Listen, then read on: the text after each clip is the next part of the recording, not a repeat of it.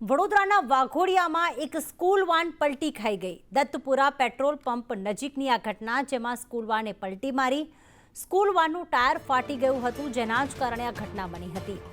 7 વિદ્યાર્થીનીઓને નાની મોટી ઈજા પહોંચી છે। ઈજાગ્રસ્તોને તાત્કાલિક હોસ્પિટલ ખસેડવામાં આવ્યા છે। રાજુ અમારી સાથે જોડાઈ ગયા છે। રાજુ, ટાયર ફાટ્યું અને સ્કૂલ વાન પલટી ખાઈ ગઈ હતી। કઈ સ્કૂલની વિદ્યાર્થીનીઓ અંદર હતી? કેટલી ઈજા પહોંચી છે? શું ઘટના છે? વિગતવાર જણાવશો।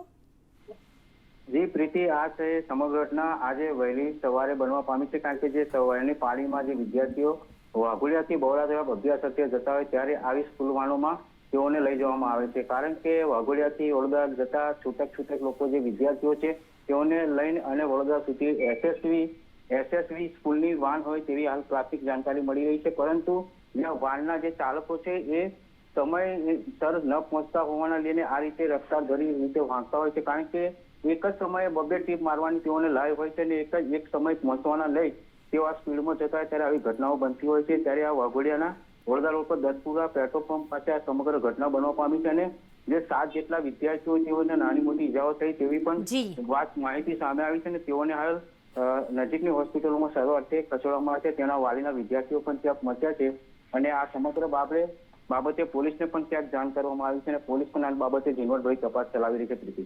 આભાર તમામ વિગતો માટે।